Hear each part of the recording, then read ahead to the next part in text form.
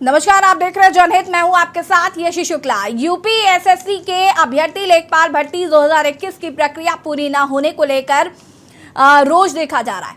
प्रक्रिया पूरी करने की मांग को लेकर दर दर भटक रहे हैं लोग।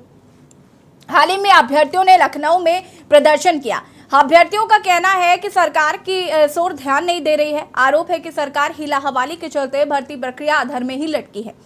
बता दें कि पेट 2021 के द्वारा आयोजित 8085 पदों के लिए लेखपाल की भर्ती निकाली गई थी, जिसमें करीब 2 लाख से ज्यादा लोगों ने हिस्सा लिया था, जिसमें 27,000 से ज्यादा लोगों को कागजी वेरिफिकेशन के लिए बुलाया गया था।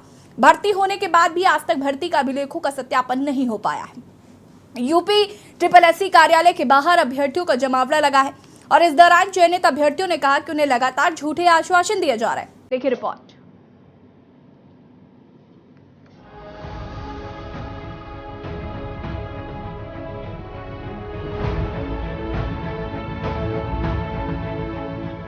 अभ्यर्थियों में आप ये जो रोष देख रहे हैं, ये इनकी गहरी पीड़ा की वानगी है। ये तस्वीरें आक्रोशित अभ्यर्थियों की लखनऊ में पिकअप भवन स्थित यूपी SSC कार्यालय का घेराव करने के दौरान की हैं। बता दें कि अभ्यर्थियों ने सोमवार को प्रदर्शन किया था। इस दौरान सैकड़ों की संख्या में अभ्यर्थियों ने 2021 लेखपाल भर्ती पूरी करो का नारा लगाते हुए अपनी मांगों को लेकर विरोध जताया। विभूति खंड के पिकअप भवन पर अभ्यर्थियों का जमावड़ा लगा। मामला ये है कि सर 3 साल की भर्ती लटकी पड़ी हुई है। बार बार आते हैं, आश्वासन मिलता है कि अगले महीने पूरा होगा, अगले महीने पूरा होगा। सर हम लोग घर वालों को जवाब नहीं दे पा रहे हैं। सर हर महीने हम बोलते हैं तो वो लोग उनको, अब घर वालों को भी लगता है कि हम लोग झूठ बोल रहे हैं, उनको रोक रहे हैं, लेकिन हमें यहाँ से आश्वासन नहीं मिल रहा है क्लियर कि भर्ती कब होगी, डीवी नोटिस कब जारी होगी, डीवी कब होगी। सर बार बार बस भागना पड़ रहा है। अब घर पे भी नहीं जाने का मन करता है कि क्या लेके जाएँ, कोई क्लियर हमें रिस्पॉन्स ही नहीं मिल रहा है कि अभी भर्ती होनी है, कब होगी। ये यूपी SSSC आयोग द्वारा 2021 में लेखपाल भर्ती के लिए PET कराया गया, जिसको तरह से प्रिलिमिनरी एग्जाम बोलते हैं उसको। और प्री से लेके मेंस तक एग्जाम होने में लगभग 3 साल पूरे हो चुके हैं। अभी ये केवल उसका DV रिजल्ट निकालना है और DV रिजल्ट निकालने में भी 3 महीने पूरे हो चुके हैं। अभी तक कोई भी DV नोटिस या उससे रिलेटेड कोई भी जानकारी आयोग द्वारा नहीं दी जा रही है। बच्चे केवल बस पेपर देते रहेंगे और इसी तरह परेशान लगातार होते रहे 3 साल से। बाकी अभी रिजल्ट का कोई फाइनल परिणाम का कोई समय पता ही नहीं कब क्या हो रहा है। बता दें कि सचिव स्तर की वार्ता के बाद अभ्यर्थियों ने कहा कि इस बार भी कोई उचित निर्णय नहीं लिया गया। उन्होंने आरोप लगाते हुए कहा कि वार्ता के लिए अधिकारी बुलाते हैं और नंबर काटने और रिजल्ट ना जारी करने को लेकर डराते धमकाते हैं। मई में रिजल्ट आया है, हम लोगों का 3 महीने हो गए, जबकि आयोग 15 दिन बाद निकाल के DV कराना शुरू कर देता है। हम लोग 3 महीने से भटक रहे हैं। सचिव के पास मिलते हैं, वो हमें आश्वासन देते हैं कि नेक्स्ट मंथ। आज हम लोग 3 महीने के बाद फिर से इकट्ठा हुए हैं सचिव से अपनी एक फिक्स डेट लेने के लिए कि हम लोग का आगे भविष्य क्या है, कब तक हमारे लोगों की वैकेंसी फाइनल होगी और कब तक हम लोग ऐसे आधार में लटके रहेंगे। हम लोग के माँ बाप सवाल पूछते हैं और समाज में निकलने के लिए जो ठोस जरूरी है बेरोजगार बच्चों के लिए कि एक नौकरी हो, अपनी प्रतिष्ठा जी सके, उसके लिए हम लोग बहुत बेचैन रहते हैं और कोई ठोस जवाब नहीं मिलता। यूपी SSSC के अभ्यर्थियों का कहना है कि 2021 लेखपाल भर्ती की ओर सरकार जरा भी ध्यान नहीं दे रही है। परीक्षा पास होने के बाद उन्होंने 10-12 बार यहां आकर प्रदर्शन किया और यूपी SSSC के अधिकारियों से वार्ता की, लेकिन कोई भी उचित फैसला नहीं लिया गया। इसके अलावा अभ्यर्थियों ने बताया कि उन्होंने 2 से 3 बार मुख्यमंत्री योगी आदित्यनाथ के जनता दरबार में भी ज्ञापन दिया, लेकिन वहां भी उन्हें सिर्फ आश्वासन ही दिया गया, पर हल कुछ नहीं हुआ। स्पेशल डेस्क के न्यूज इंडिया। जी हाँ, तो अभ्यर्थियों में ये रोष देखा जा रहा है। ऐसे में बड़ा सवाल है कि आश्वासन तो दिया जा रहा है, लेकिन आश्वासन के अलावा इन छात्रों को कुछ नहीं, अन्य अभ्यर्थियों को कुछ नहीं मिल पा रहा है। अभ्यर्थी जो है वो यूपी SSC कार्यालय के बाहर जमावड़ा लगाकर बैठे हुए हैं और लगातार न्याय की मांग कर रहे हैं। बता दें कि 27,000 से ज्यादा अभ्यर्थियों को कागजी वेरिफिकेशन के लिए बुलाया गया। हालांकि उनकी अधर में ही ये प्रक्रिया लटकी हुई है और आरोप है कि अभिलेखों का उन्होंने कहा है कि सत्यापन करो और ज्ञापन सौंपा गया है। बता दें कि पेट में लेखपाल भर्ती होने के बाद इधर उधर भटक रहे हैं अभ्यर्थी। चयनित अभ्यर्थियों का आरोप है कि लगातार उन्हें झूठा आश्वासन दिया जा रहा है, जिसकी वजह से उनमें काफ़ी आक्रोश है और वो लगातार काफ़ी दिनों से, आपको बता दें कि ये प्रदर्शन किया जा रहा है और ये परेशानियों से यहाँ पर अभ्यर्थी जूझ रहे हैं। आज हम इसी पर चर्चा करेंगे। मेहमान हमारे साथ जुड़ चुके हैं। लगातार टीवी स्क्रीन पर भी नंबर फ्लैश हो रहे हैं। इस मुद्दे से जुड़ी आपकी कोई भी राय हो तो आप हमें कॉल कर सकते हैं। दिव्यांश यादव जी अभ्यर्थी हैं, लखनऊ से हमारे साथ जुड़ चुके हैं। संदीप तिवारी जी अभ्यर्थी हैं, वो भी जुड़ चुके हैं। श्रुति त्रिपाठी अभ्यर्थी हैं, वो भी जुड़ चुकी हैं। मेजर आशीष चतुर्वेदी जी सपा प्रवक्ता है, वो हमारे साथ जुड़ चुके हैं। अनिल शर्मा जी प्रवक्ता कांग्रेस हमारे साथ जुड़ चुके हैं। आप सभी का बहुत बहुत स्वागत। शुरुआत में दिव्यांश आपसे करना चाहूंगी, क्या कुछ ये पूरा मामला है? सबसे पहले तो मैं चाहूंगी कि जरा दर्शकों को ये विस्तार से समझाइए। जी देखिए मैम, सबसे पहले तो मैं के न्यूज़ इंडिया का ये अपॉर्चुनिटी देने के लिए बहुत बहुत धन्यवाद ज्ञापित करता हूं। और इस मुद्दे को जो वर्तमान में बेरोजगारी एक मुद्दा नहीं रह गया है, के न्यूज़ इंडिया ने ये मुद्दा उठाया, तो मैं आपके इस चैनल के माध्यम से आपको धन्यवाद ज्ञापित करता हूँ। मैम देखिए UPSSC उत्तर प्रदेश अधीनस्थ सेवा चयन आयोग ये ग्रुप सी और ग्रुप डी की भर्तियां कराता है। तो हुआ क्या, सन 2020 में भर्तियों को कुछ दिनों के लिए रोका गया और बताया गया कि हम PET प्रारंभिक पात्रता परीक्षा इसको मैं लागू कर रहा हूँ, आयोग द्वारा लागू किया गया। तो उसका ये था कि ये प्री परीक्षा है, जो इसमें क्वालिफाई होगा वो आगे की मेंस की परीक्षा होगी, जैसे मेंस लेखपाल हो गया या JEE हो गया या लोअर PCS हो गई, EO की वैकेंसी होगी, मतलब सभी वैकेंसियों के लिए वो एलिजिबल रहेगा जो प्री क्वालिफाई करेगा। और 2021 में ही कैलेंडर जारी किया गया आयोग द्वारा और उसमें बताया गया कि नवंबर 2021 में ही लेखपाल की परीक्षा हो जाएगी। और फिर PET का आवेदन हुआ, PET का आवेदन जारी किया गया मई 2021 में। PET अर्थात प्री की परीक्षा मई 2021 में आवेदन हुआ और अक्टूबर में परिणाम आ जाता है। उस समय तक तो ठीक था। उसके बाद फिर जो नवंबर में परीक्षा प्रस्तावित थी लेखपाल की, वो आगे खिसक के उसका विज्ञापन ही जनवरी 2022 में आया। कैलेंडर में एक बार बताया गया कि नवंबर में होगी, फिर उसका विज्ञापन आता है जनवरी 2022 में। फिर परीक्षा होती है, परीक्षा डेट आती है, चुनाव बीतता है, परीक्षा डेट आती है। पहले परीक्षा आती है, परीक्षा डेट दी जाती है 19 जून को, जिसे फिर अपरिहार्य कारणों से आयोग रद्द कर देता है। फिर दूसरी डेट दी जाती है 24 जून के आसपास, उसे भी रद्द कर प्रस्तावित थी, उसे भी रद्द किया गया। फिर करते करते 31 जुलाई 2022 को परीक्षा सकुशल संपन्न हो गई। परीक्षा में कुल 2,47,000 अभ्यर्थी एलिजिबल थे जो प्री पास हुए थे, उसमें से सिर्फ 2,12,000 अभ्यर्थी बैठे। फिर और ये 31 जुलाई 2022 को परीक्षा पूर्ण हो चुकी थी। इसके बाद आयोग अब इसमें इतने महारथी लोग आयोग में बैठे हैं, मैं क्या बताऊं कि विवादित प्रश्न क्यों डाले जाते हैं। मैं इस मंच के माध्यम से, जहां तक आवाज़ पहुंच रही, मैं इस मंच के माध्यम से सरकार तक ये आवाज़ पहुंचाना चाहता हूं कि एक क्वेश्चन पे फाइट रहती है आज के इस बेरोजगारी के दौर में, तो विवादित प्रश्न क्यों डाले जाते हैं। मैं आपको बता दूं, इसमें भी लगभग 6 से 7 प्रश्न विवादित थे जो कि कोर्ट में घसीटे गए कोर्ट में। फिर वहां पे आयोग ने कोर्ट का बहाना दे दिया, जबकि कोर्ट ने एक बार भी वैकेंसी पे स्टे नहीं लगाया। लेकिन आयोग ने कहा जब हाई कोर्ट से क्लियर होगा तभी हम आगे कार्रवाई करेंगे। तो अच्छा, वहां से जब क्लियर हुआ मुद्दा, तो फिर इन्होंने बच्चे इकाना स्टेडियम गए, कुछ लोग वहां जाके धरना प्रदर्शन, इकाना में झंडे लहराए उन्होंने कि लेखपाल भर्ती रिजल्ट जारी करो। फिर उसके बाद करते करते 2 मई 2022 को रिजल्ट जारी हो गया। उसके बाद फिर इसके बाद होता है अभिलेख सत्यापन, डॉक्यूमेंट वेरिफिकेशन। जितने लोग पास हुए सबको डॉक्यूमेंट वेरीफाई कराना होता है। तो आयोग अभी तक इसको टाल रहा है, डॉक्यूमेंट वेरिफिकेशन न कराना पड़े। अब आयोग की क्या मंशा है ये समझ में नहीं आ रहा। माननीय मुख्यमंत्री श्री आदित्यनाथ योगी जी का मिशन रोजगार को आयोग झटका दे रहा है। योगी जी अपने दूसरे कार्यकाल में मुख्यमंत्री महोदय ने सीधे कहा था हम 100 दिन को अंदर रोजगार प्रदान करेंगे। 100 दिनों के अंदर इस भर्ती का भी नाम था, मतलब उसी में जिक्र था कि एक बार समाचार पत्रों के माध्यम से था कि ये भी 6 महीने के अंदर पूर्ण हो जाएगी हर हाल में। उन्होंने कहा था मैं 100 दिनों फिर 200 दिनों का टारगेट लेके इस तरीके से चलेंगे। तो 100 दिन तो वो तो 100 दिन बहुत पहले ही बीत गए और आयोग उस 100 दिन को निर्देश का पालन नहीं किया। उसके बाद ये हमारा परिणाम जारी होने के बाद भी अभी 90 से 100 दिन हो गए लगभग, अभी तक डॉक्यूमेंट वेरिफिकेशन का नोटिस तक नहीं आया। और मैं बता दूं 27,000 अभ्यर्थी हैं। आयोग जिस हिसाब से डॉक्यूमेंट वेरीफाई कराता है, ये जो 27,000 अभ्यर्थी हैं ये चयनित अभ्यर्थी हैं। ये 27,000 डॉक्यूमेंट वेरिफिकेशन में चयनित हुए हैं। और इसके आगे की जो प्रोसेसिंग है वो नहीं हो रही है। हाँ, इसके आगे की प्रोसेसिंग नहीं हो रही है, रोकी गई है। अब क्यों रोकी गई है? आयोग अभी तक आयोग कब कुछ नहीं कहता था, एक बार भी कुछ नहीं कहता था आयोग अभी तक। जब जाते थे, हाँ चलो आगे करा देंगे, इसके बाद करा देंगे। कभी कहते थे जेई 2018 की भर्ती अटकी हुई है, उन लोग के बाद तुम्हारा कराएंगे। अब बताइए, जेई 18 की भर्ती अभी तक लटकी है, उसमें अभ्यर्थियों की क्या गलती? और पेट इसीलिए लाया गया कि हम भर्ती को, ठीक है। अब ये बताइए आशीष दिव्यांश जी कि आप कब से ये प्रदर्शन आपका चल रहा है? मैम, ये समय समय पे हम लोग अभ्यर्थी मिलने चले जाते हैं, कुछ लोग जाते रहते हैं। चलिए वापस आती हूँ दिव्यांश जी, मैं वापस आऊंगी आपके पास। जी मैम। हमारे साथ हमारे संवाददाता मोहम्मद शोएब भी जुड़ चुके हैं। शोएब, फिलहाल क्या कुछ जानकारी? अभ्यर्थी जो हैं वो लगातार बवाल कर रहे हैं, प्रदर्शन कर रहे हैं, झूठा आश्वासन उनको दिया जा रहा है।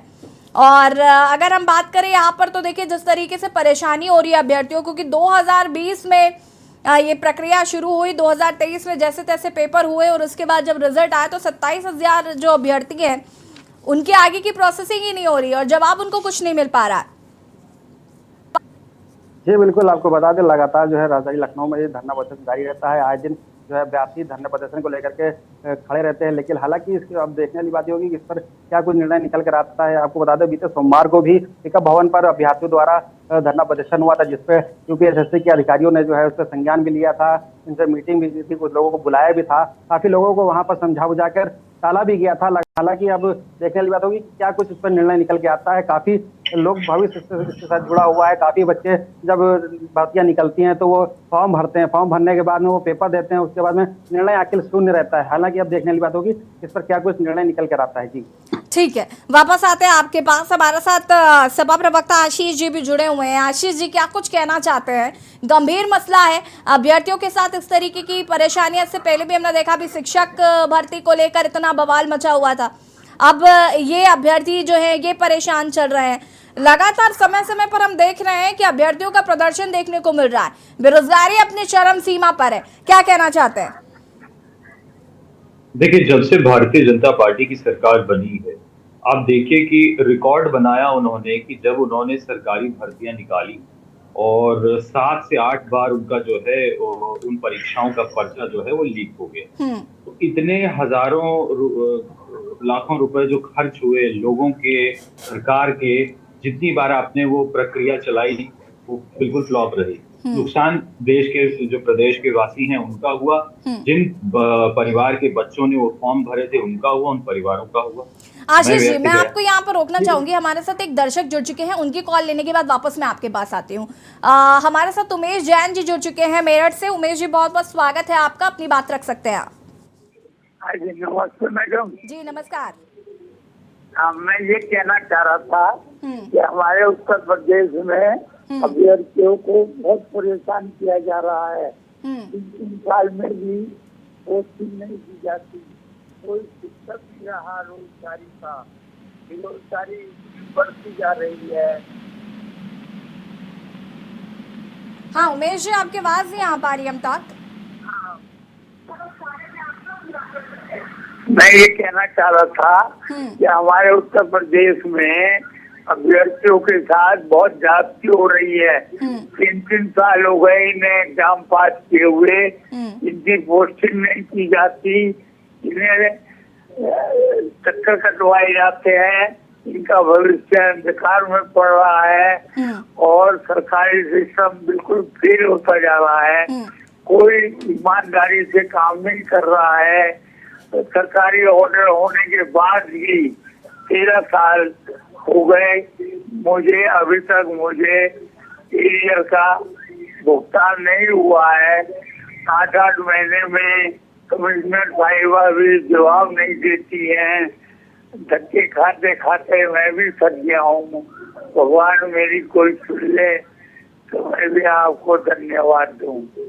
चलिए ठीक है उमेश जी, बहुत बहुत शुक्रिया आपका कॉल करने के लिए। और लगातार टीवी स्क्रीन पर नंबर फ्लैश हो रहे हैं और इस मुद्दे से जुड़ी यदि आपकी कोई भी राय हो तो आप हमें कॉल कर सकते हैं।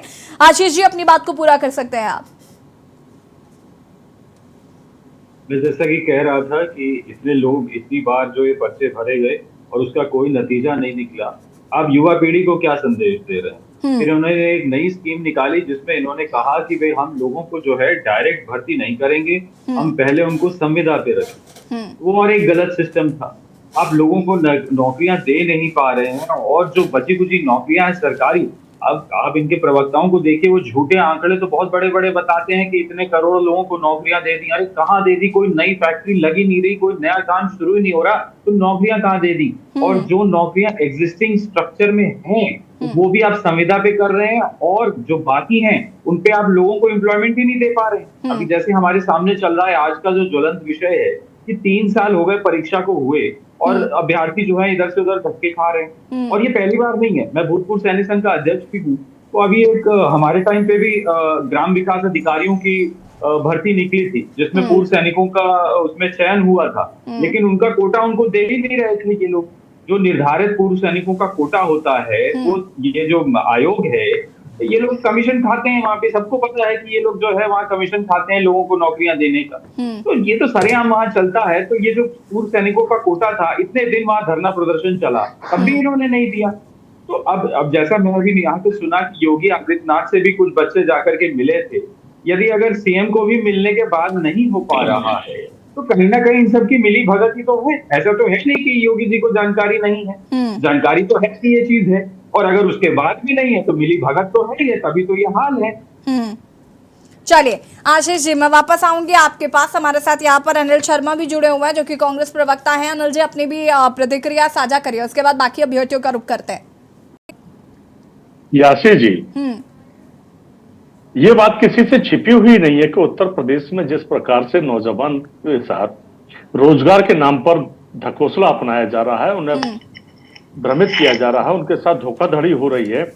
2021 की भर्ती निकली, 2022 में लेखपालों की पदों पर 8085 पर फिर भर्ती निकली। 21 के स्कोर बोर्ड के अनुसार 15% अधिक अभ्यर्थियों के एग्जाम के लिए बुलाया गया। 31 जुलाई 2022 को आयोजित कराया गया था एग्जाम, और 9 महीने बाद लेखपालों का परीक्षा परिणाम घोषित हुआ। 2021 के अभ्यर्थियों को उनका न्याय नहीं मिला, उन्हें नौकरी नहीं मिली, और ये नई भर्ती और निकाल दी। ठीक है, भर्तियों का घोषणा सरकार करती है, लेकिन कितने लोगों को नौकरी दे रही है, इस पर भी बात करनी चाहिए। भारतीय जनता पार्टी के प्रवक्ता जब भी इस तरह की मूलभूत समस्याएं होती हैं और ज्वलंत मुद्दे होते हैं जहां वो उन पर जवाब नहीं बनते, वो डिबेट से भाग खड़े होते हैं या डिबेट में आते नहीं है, तो उनकी नैतिक जिम्मेदारी बनती है कि उन्हें कम से कम ऐसी डिबेट में आना चाहिए और जनता को जवाब देना चाहिए कि आखिर ये सरकार कर क्या रही है।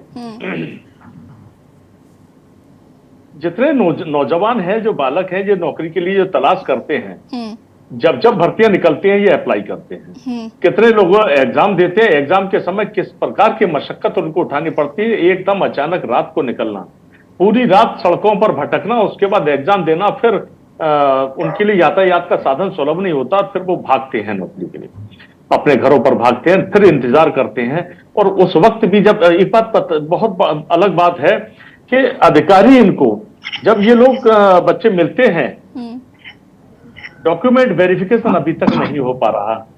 आखिर ऐसी कौन सी व्यवस्था है जो ये डॉक्यूमेंट का वेरिफिकेशन नहीं कराना चाहते? या तो ये नौकरी देना नहीं चाहते, और नौकरी देना चाहते हैं तो वेरिफिकेशन क्यों नहीं कराते?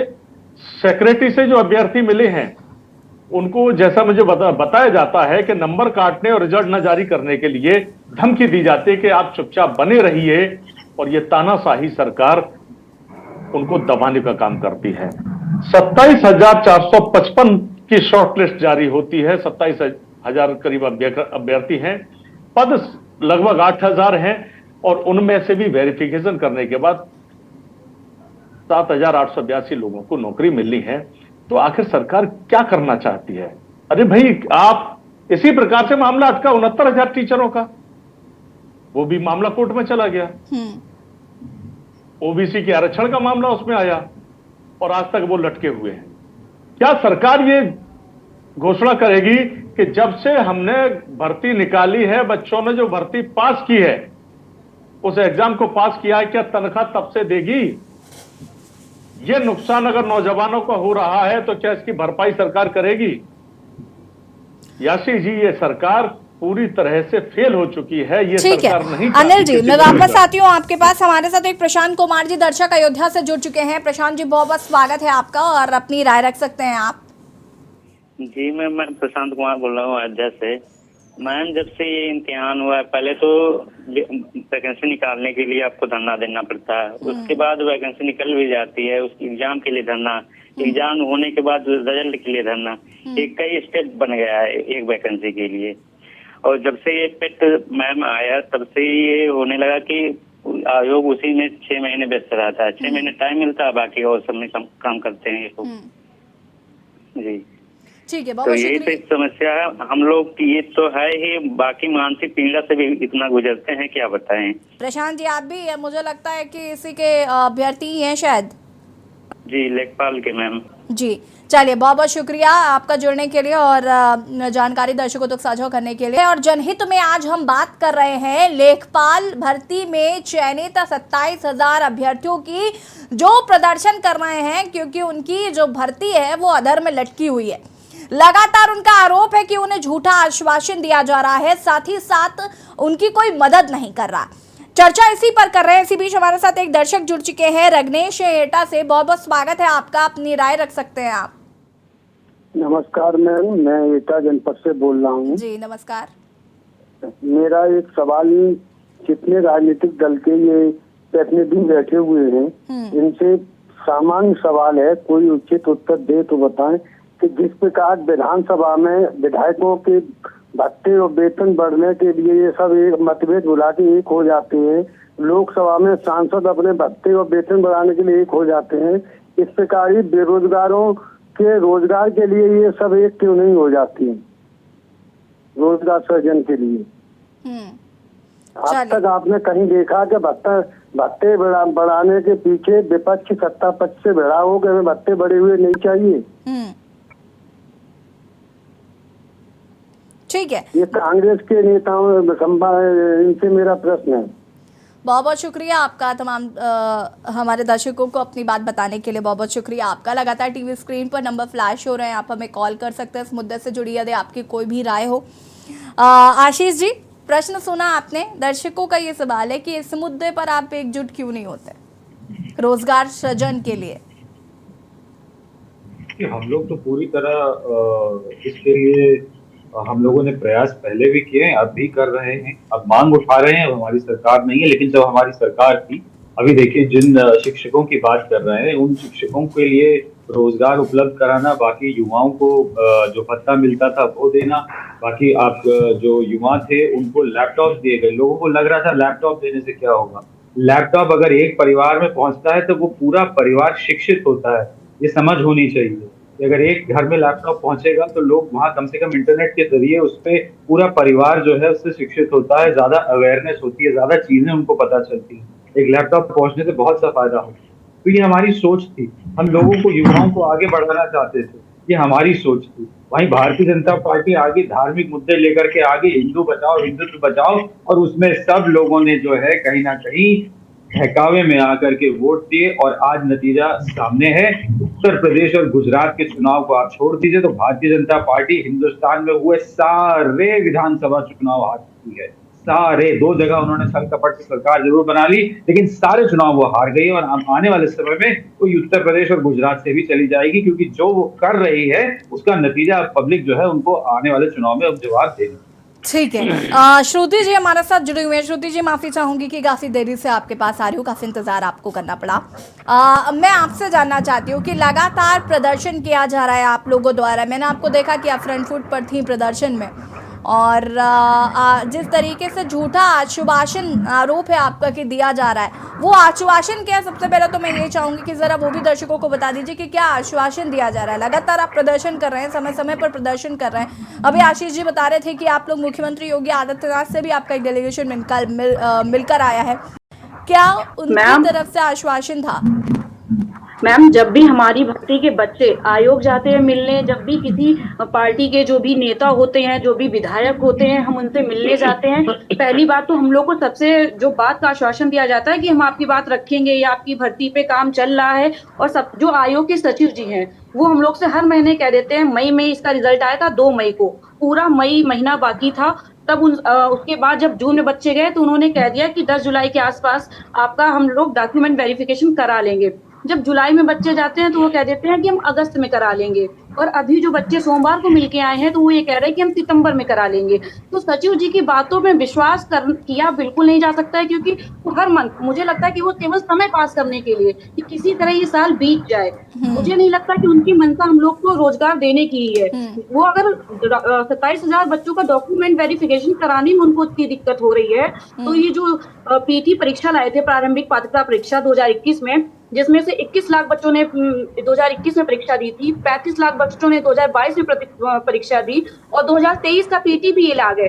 ये इतने 40 लाख बच्चों की परीक्षा टाइम पे करा लेते हैं, उसका रिजल्ट ये 3 महीने में करा देते हैं। क्यों? क्योंकि उससे इनको डायरेक्ट रोजगार नहीं देना है। वो एक आंकड़ा है जो इनको अपने अखबारों में छापने के काम आएगा।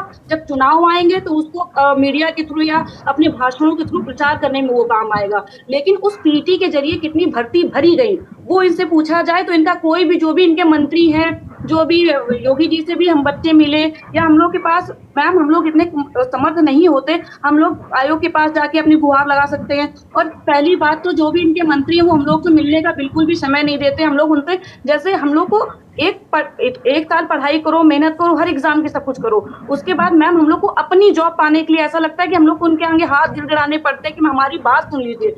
मतलब अगर देश को जो सबसे ज्वलंत मुद्दा है बेरोजगारी, उस पर ये सरकार बिल्कुल बात नहीं करना चाहती है, ना ही सुनना चाहती है। केवल जो पीटी परीक्षा है वो उसका परसों नोटिफिकेशन आ गया कि इस साल भी पीटी नवंबर तक वो करा लेंगे और जनवरी तक रिजल्ट दे देंगे। अगर इसका एक ही कि आप पीटी करा सकते हैं, लेकिन जो 2021 जो उनका पहला पीटी था उसकी भी भर्तियां अभी तक लंबित हैं। तो साफ एक नजर आता है कि ये किसी भी तरह मतलब रोजगार देना नहीं चाहते हैं। केवल जो हम लोग पेपर पढ़ते हैं, योगी जी की फोटो निकलती है कि 1 करोड़ रोजगार बेरोजगारों को रोजगार दिया, वो शायद पीटी वाला डाटा उठा के रख देते होंगे, क्योंकि किसी भी अगर आयोग से ही पूछ दिया जाए कि कितनी भर्तियां उसने समय पे पूरी कराई हैं तो वो उसका जवाब खुद नहीं दे पाएगा। इतना असमर्थ आयोग मुझे नहीं लगता देश के किसी भी प्रदेश का होगा, और उस प्रदेश का जिसकी जनसंख्या इतनी ज्यादा, जिसमें देश का सबसे ज्यादा युवा हमारे देश में है, वहां पे बेरोजगारों की ये हालत है। और मैम मैं सबसे पहले तो आपका शुक्रिया करना चाहती हूँ कि जिस तरह देश का मीडिया, मैं उसमें कहूंगी कि मीडिया का भी रोल बहुत बड़ा होता है। हमारे देश की मीडिया आज खो गई है सीमा यादव और सचिन को कवर करने में। कोई भी बेरोजगारों का मुद्दा नहीं उठाना चाहता है, हमारी बात कोई सुनने वाला नहीं है। मैम सबसे पहले शुक्रिया कि आपने हम लोग को मौका दिया कि हम अपनी बात सबके सामने रखें। शोएब, अगर मैं बात करूं इनके आश्वासन की, तो देखिए इनको आश्वासन लगातार दिया जा रहा है। क्या आपकी कुछ बात हुई है जिम्मेदारों से, उनका क्या कुछ कहना है? बिल्कुल, आपको बता दें जब अभ्यर्थी बात करने के लिए जाते हैं तो अधिकारी लगभग टालमटोल करने के लिए वो रहते हैं, और काफी अभ्यर्थी डटे भी रहते हैं कि जब तक हम बात नहीं करेंगे जब तक यहाँ से हटेंगे नहीं। तो कुछ इस तरह हालात देखने को मिले वहाँ पर, और लगातार जो है अधिकारी भी वहाँ पर मौके पर नजर आए हैं। जिस तरह अगर मीडिया की हम बात करें तो मीडिया भी बात करने की कोशिश करती है, तो उसमें भी अधिकारी टालमटोल करते हैं कि अभी अधिकारी बिजी है या कोई बाद में बात करेंगे, तो मामले को टाल दिया जाता है। जी मैम, मैं एक बात यहाँ और कहना चाहूंगी कि सिर्फ अब जो ये 27,000 अभ्यर्थी जिनका इन्होंने डॉक्यूमेंट वेरिफिकेशन कराने के लिए रिजल्ट निकाला था, सिर्फ अभ्यर्थी ही नहीं सफर कर रहे हैं, उनके परिवार के जितने भी सदस्य होते हैं। जाहिर सी बात है कि एक सरकारी नौकरी के लिए पूरा परिवार जद्दोजहद करता है। जिस तरीके से माँ बाप अपने बच्चों को पढ़ाते हैं, देखिए इसमें कोई दो राय नहीं है। श्रुति जी, मैं वापस आती हूँ आपके पास, मैं आऊंगी। संदीप तिवारी जी, क्या कहना चाहते हैं आप? जी, आवाज आ रही है मैम हमारी? जी, माफी चाहूंगी, काफी देरी से आपको ले रही हूँ मैं। जी कोई बात नहीं मैम। सबसे पहले मैम आपको धन्यवाद देना चाहते हैं कि आप हम अभ्यर्थियों की बात को उठाने के लिए तैयार हुए, क्योंकि अधिकतर हम लोग ये देख रहे हैं मैम कि मीडिया वाले हम बेरोजगारों की बात को सुनना ही नहीं चाहते हैं। तो मैम हमारा सवाल जो है UPSSC आयोग से और माननीय मुख्यमंत्री योगी जी से ये है कि जिस तरीके से बाकी मुद्दों को आप इतना ध्यान से उठाते हैं और टाइमली, अभी कोई भी इलेक्शन होना होता है तो उसका फिक्स शेड्यूल आ जाता है मैम कि किस डेट को इलेक्शन होना है, किस डेट को रिजल्ट आएगा, किस डेट को नॉमिनेशन होगा, सब कुछ क्लियर है। लेकिन मैम जो UPSSC आयोग है, इसमें हम लोगों को बार बार सचिव के पास जाकर के पूछना पड़ता है कि कब हमारा पेपर होगा, कब हमारा रिजल्ट आएगा। क्या मैम कोई कैलेंडर नहीं जारी करना चाहिए UPSSC आयोग को, कि जिससे हम लोगों को बार बार आयोग का चक्कर न काटना पड़े? जी मैम, ये सबसे पहले तो एक कैलेंडर होना चाहिए मैम। जिस तरीके से मैम SSC का देखिए आप 4 महीने के अंदर जो all India ma'am central government की पूरे इंडिया का पेपर क्लियर होके ज्वाइनिंग तक हो जाती है, लेकिन यूपी SSSC में मैम जो है 2018 की भर्ती 2023 में पेपर करवाते हैं। रिजल्ट तो मैम हमको लगता है कहीं 2026 में ही आएगा। तो कोई उम्मीद ही नहीं बची है मैम कि कब पेपर होगा, कुछ नहीं कहा जा सकता है मैम। संदीप जी, हम उम्मीद करते हैं कि इस पर आप लोगों का ये जो प्रयास है वो सफल हो कैसे भी, और सरकार इस ओर भी ध्यान दे। हम कोशिश करेंगे। और हमारे साथ दर्शक जुड़ चुके हैं, मैं वापस आऊंगी आपके पास। गिरीश शुक्ला जी हैं कानपुर से। गिरीश जी, बहुत बहुत स्वागत, अपनी बात रख सकते हैं आप। प्रदेश की सरकार के बारे में तमाम निगेटिव बातें बोली गई हैं, तो हम प्रदेश की सरकार से हम ये आग्रह करते हैं कि उनकी बदनामी क्यों हुई है, किस अधिकारी की वजह से हुई है, और क्या अक्षम है अधिकारी जो वो समय पर डीलिंग नहीं कर पाते हैं, और सरकार की बदनामी इस तरह से सार्वजनिक रूप से होती है और जनता में अविश्वास पैदा होता है सरकार के प्रति और उसके क्रियाकलाप के प्रति। मैं प्रदेश के मुख्य सचिव से अनुरोध करता हूं, इसकी वो स्वयं जांच करें और शीघ्र जो भी यथोचित निर्णय हो वो सार्वजनिक रूप से बताएं, ताकि आम जनता ने जो ये सुना है निगेटिव बात, उसका पॉजिटिव उत्तर कुछ न कुछ आना चाहिए। अन्यथा ये माना जाएगा कि सरकार जिस तरह ये लोग आपके ऊपर आक्षेप लगा रहे हैं वो सही है। आप इस रिजल्ट को तुरंत डिक्लेयर कराएं। हम जो भी चीफ सिक्योरिटी महोदय सुन रहे हैं तो वो इस बात की विशेष व्यवस्था करें, क्योंकि नेताओं के पास कोई टाइम नहीं है। आखिर वो प्रदेश के प्रमुख हैं, तो वो खुद इस पे इंटरेस्ट लेकर के इसका निर्णय शीघ्र करा के बच्चों को शांति प्रदान करें। धन्यवाद। बहुत बहुत शुक्रिया कॉल करने के लिए। हमारे साथ प्रशांत कुमार गुरुग्राम से जुड़ चुके हैं। प्रशांत जी, बहुत बहुत स्वागत है और अपनी बात रख सकते हैं आप।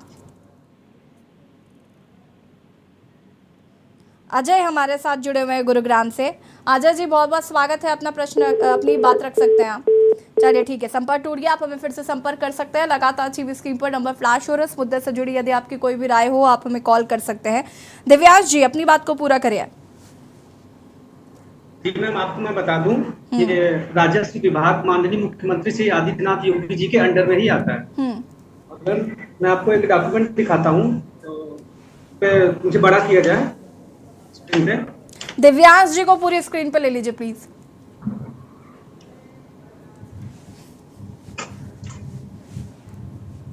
जी मैम, देखिए ये प्रयागराज जिला अधिकारी महोदय का लेटर है। इसमें उन्होंने इन्होंने राजस्व परिषद को लेटर लिखा है कि 800 कुछ पदों में से 463 पद खाली हैं। उन्होंने राजस्व परिषद से अपील की है कि लेखपाल के पद भरे जाएं। अब 863 में से 400 प्लस पद खाली है। ये प्रयागराज जिलाधिकारी का ऑफिशियल लेटर है मैम। उसके बाद मैं दूसरा मैं आपको दिखाता हूँ, ये उत्तर प्रदेश लेखपाल संघ के प्रदेश अध्यक्ष श्री राम मूरत यादव जी का लेटर पैड है। इसमें भी उन्होंने मांग की है कि लेखपालों की इतनी ज्यादा कमी है कि कार्य नहीं हो पा रहा है, आधे से ज्यादा पद खाली है, तो इसलिए इसका मतलब पद भी खाली है, उसके बावजूद भी भर्तियां नहीं हो रही। एक मैम देखिए न्यूज़पेपर में 26 लेखपालों के भरोसे 210 ग्राम पंचायत और खसरा खतौनी रियल टाइम खतौनी बाधक बन रही लेखपालों की कमी। माननीय प्रधानमंत्री, देश के यशस्वी प्रधानमंत्री श्री नरेंद्र मोदी जी का विजन सौमित्र योजना में घरौनी बांटने का काम लेखपाल का ही है, और इसको प्रत्येक लेखपाल को प्रत्येक नागरिक करके करना है। जब लेखपालों की इतनी कमी है तो सौमित्र योजना भी कैसे फॉलो होगी? ठीक है, एक सेकेंड मैं वापस आती हूँ दिव्यांश जी आपके पास। मैं आशीष जी आपसे जानना चाहूंगी कि समाजवादी पार्टी क्या कर रही है, समाजवादी पार्टी इन अभ्यर्थियों के लिए क्या करेगी। मैं ये भी चाहूंगी कि जरा आप ये भी तो सुनिश्चित करें कि ठीक है, विपक्ष कहते हैं मजबूत होता है तो लोकतंत्र की आवाज मजबूत होती है, तो एज अ विपक्ष समाजवादी पार्टी का क्या रोल रहने वाला है, यार यही सवाल मैं अनिल शर्मा जी आपसे भी पूछना चाहती हूँ। शुरुआत मैं करूंगी आशीष जी आपसे। देखिए, बहुत ही गंभीर विषय है और हम लोग समय समय पे जो भी हम लोगों के संज्ञान में विषय आता है उसको हम लोग विधानसभा में, और जब विधानसभा में हम लोगों की बात नहीं सुनी जाती है तो हम लोग भी उस पे जो है सड़कों पे उसके लिए आवाज उठाते हैं, जैसे हमेशा पहले उठाते आए हैं। मैं अनुरोध करना चाहूंगा, आज जो हम लोगों से साथ में जो अभ्यर्थी हैं वो लोग हमसे संपर्क कर सकते हैं। हम लोग जो है इसको निश्चित रूप से जो है विधानसभा में भी उठाएंगे और बाहर सड़कों पे भी उठाएंगे। तो वो हमसे जो अभ्यर्थी हैं संपर्क करें और हम लोग उनके साथ खड़े हैं। इस चीजों पे हमेशा खड़े रहते हैं। युवाओं की पार्टी है समाजवादी पार्टी, तो हम लोग आपके साथ बिल्कुल पूरी तरीके से हम लोग आपके साथ। अनिल जी। जी यशी जी, देखिए पहले तो मैं एक बात बताना चाहूंगा, यूपीएससी की भर्ती होने से, लेखपाल जी की भर्ती जो होनी थी 2021 में, उससे पहले राजस्व परिषद के अध्यक्ष मुकुल सिंघल जी ने एक बात कहा था, लेखपाल भर्ती के मामले में शासन की कुछ व्यवस्था में संशोधन होना था, उस संशोधन के बाद लेखपालों की भर्ती होनी थी। और संशोधन शायद हो गया होगा तभी भर्ती की प्रक्रिया पूरी हुई, लेकिन उनकी प्रक्रिया पूरी होने के बावजूद भी आज तक अभ्यर्थियों को नौकरियां नहीं मिली, लेखपालों पर तैनाती नहीं मिली, ना उनके वेरिफिकेशन हुए। कांग्रेस पार्टी इन अभ्यर्थियों के साथ हर तरीके से साथ है, इनकी आवाज को दबने नहीं देगी, संघर्ष में कांधे से कांधा मिलाकर इनका साथ देगी, और हम नौजवानों के साथ है। हम कांग्रेस हमेशा रोजगार के लिए बात करती है, पकौड़े तलने वाली बात अनिल जी, ट्विटर नहीं खेलना है, ट्विटर नहीं खेलना है, उनके साथ खड़े होना है। और यही बात मैं आशीष जी आपसे भी कहना चाहती हूँ, ट्विटर नहीं, सड़कों पर नजर आइए इन अभ्यर्थियों के साथ। सरकार को भी लगे ना कि विपक्ष मजबूत है हमारा। अनिल जी देखिए, मैं निवेदन करूंगा, देखिए मैं निवेदन करूंगा अभ्यर्थियों से, इनका जो संघ है, उनके जो प्रतिनिधि हैं वो कम से कम जिस दिन प्रदर्शन ना हो कांग्रेस कार्यालय आए, जो इनके प्रदेश अध्यक्ष हैं कांग्रेस कार्यालय आए, बैठकर माननीय प्रदेश अध्यक्ष ब्रजलाल खाबरी जी के साथ हम वार्ता इनकी कराते हैं। देखिए, ऐसा होता है कि जब पूरी प्रक्रिया की जानकारी किस प्रकार से होनी है, क्या होना है, तब पूरी बात आगे रखी जा सकती है और इनके साथ संघर्ष में हम लोग खड़े होंगे। तो इसके लिए एक छोटी सी पहल ये भी करनी पड़ेगी कि कब कार्यक्रम होना है इनका, कब प्रदर्शन होना है, कब अधिकारियों से मिलना है, तो एकदम से तो कार्यक्रम नहीं मालूम पड़ता है ना।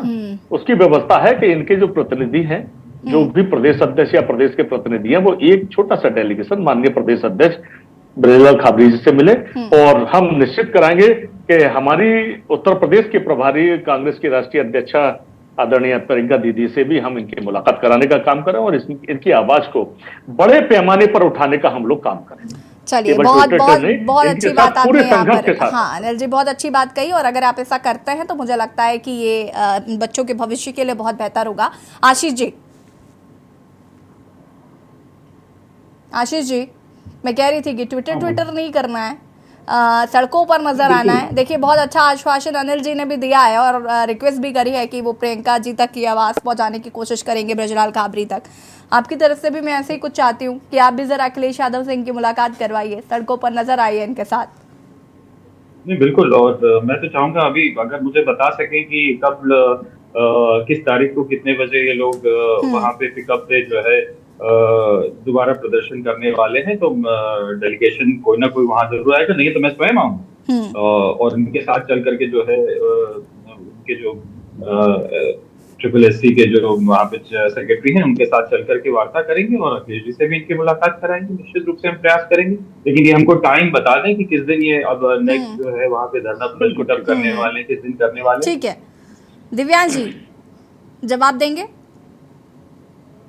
जी मैम, देखिए अभी तो अभी वो प्री प्लान तो ऐसा कुछ है नहीं। अभी दरअसल जो कल हम लोगों का 31 जुलाई को जो था वहाँ पे भीड़ एकत्रित हुई थी, तो उसमें सचिव जी ने प्रतिनिधि मंडल, और प्रतिनिधिमंडल में आपको बता दूं वहाँ पे प्रतिनिधि मंडल उन्होंने कहा कि पहले 5 भेजिए, फिर 10 भेजिए, फिर नहीं माना गया। बच्चे अड़े थे कि नहीं सर नीचे आइए, नीचे बात करिए, सभी अभ्यर्थियों से बात करिए। तो बाद में उन्होंने तय किया नहीं 15 हम लेंगे। 15 लेते से वहाँ के पुलिस अधिकारियों ने चुन के जो बोल सकते थे, जो आवाज उठा सकते थे, उन्हें रोक दिया गया। 3 से 4 लोगों को जो आवाज उठा सकते थे। उसके बाद वहाँ के अधिकारियों का ये रवैया था, मीडिया कर्मी के, एक मीडिया कर्मी थे हमारे भाई, उन्होंने उनका माइक कैमरा छीनने की कोशिश की गई, उनको डराया धमकाया कि हम उनका वो फोटो ले रहे थे, उनका आईडी कार्ड का। अब मीडिया भी सुरक्षित नहीं रही इस हिसाब से। और वहाँ के एक पुलिस अधिकारी थे, अब इस खुले मंच से मैं क्या ही नाम लूं, वो सीधे सीधे कह रहे हैं कि तुम लोग का भी सिर्फ 3 साल, मेरा भी 3 साल हुआ था, तुम लोग भी 3 साल वेट करो। मतलब अगर वो उस प्रक्रिया से गुजरे हैं तो हम भी उसी प्रक्रिया से गुजरे। और मैं आपको बता दूं इसके पहले कुछ लोग आयोग में ऊपर जाते हैं, मतलब सचिव के पास, तो वहाँ पे जवाब देना चाहिए था ना कि क्योंकि सास भी कभी बहुत ही सीरियल नहीं चल रहा है यहाँ पर कि आपने जो झेला है वो हम भी झेलेंगे।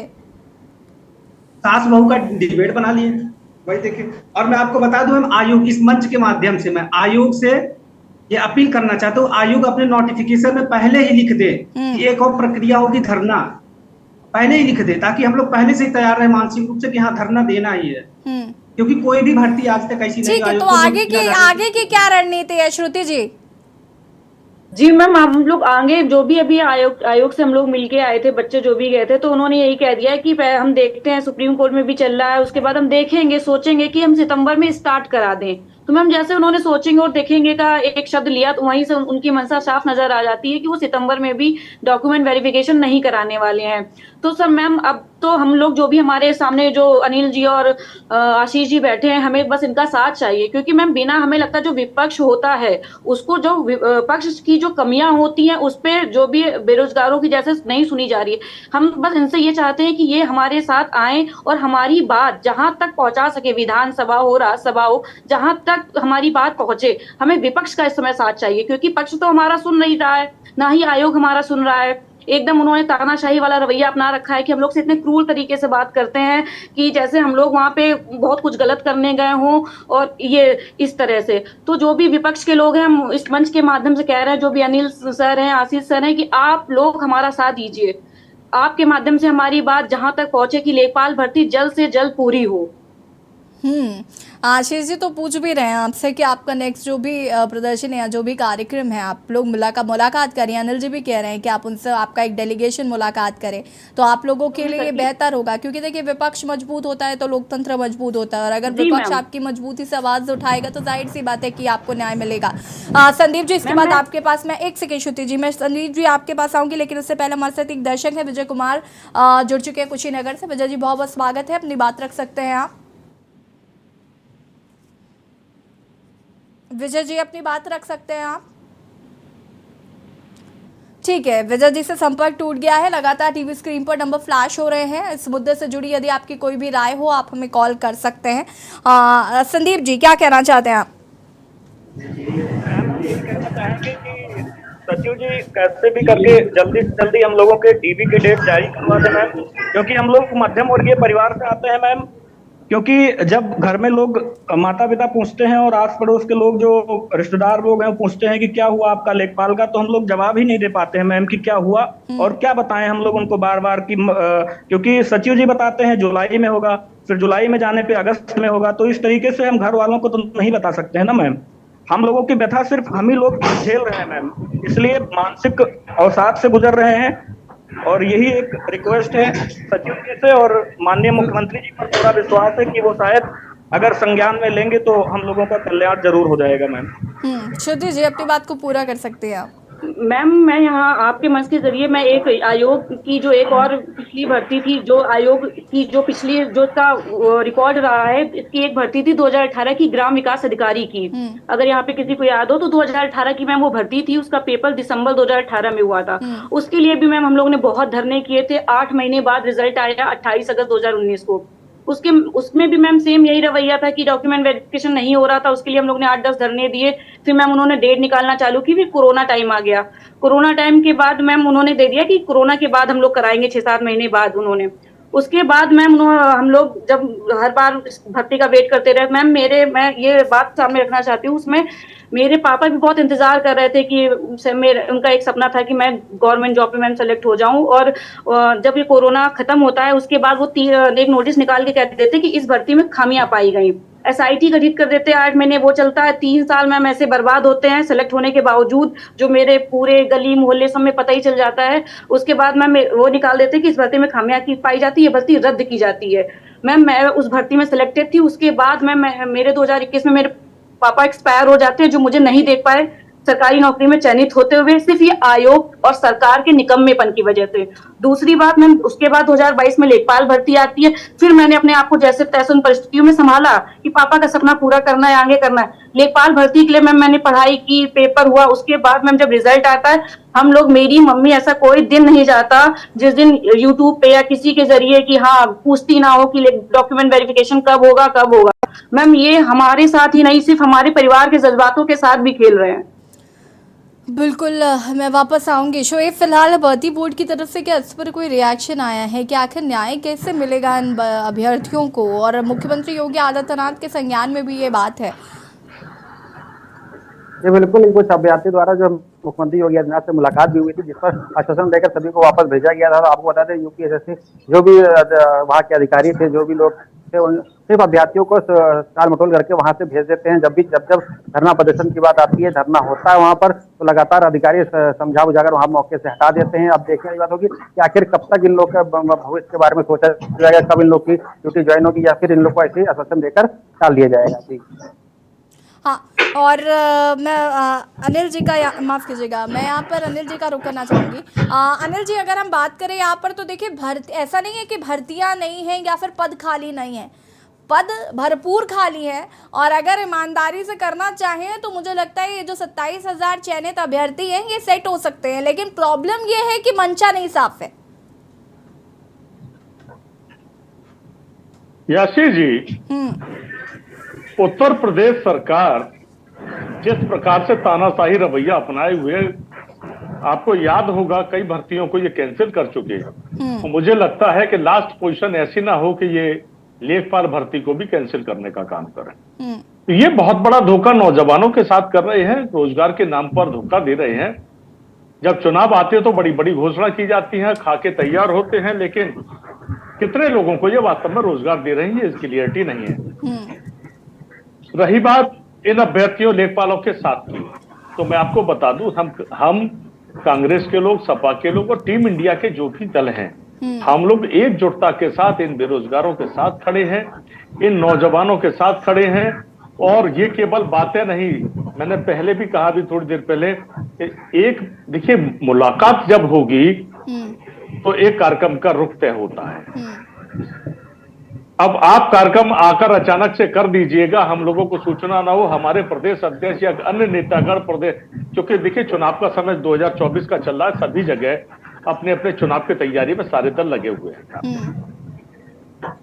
हमारा भी संविधान बचाओ संकल्प सभा के नाम से ब्लॉक और विधानसभा स्तरों पर हर जनपद में कार्यक्रम चल रहे हैं। माननीय प्रदेश अध्यक्ष जी भी दौरे पर हैं और कल के दिन सहारनपुर में होंगे। तो ऐसा है कि प्रदेश कार्यालय में या हमारे पास किसी भी प्रकार से यह सूचना इनकी हो कि हमारा एक प्रतिनिधिमंडल उस तारीख को मिलना चाहता है, तो अगर जैसे प्रदेश अध्यक्ष जी का कार्यक्रम कहीं और लगा होगा तो वो टाइमिंग सेट हो जाएगी, हम लोग बैठकर वार्ता कर लेंगे।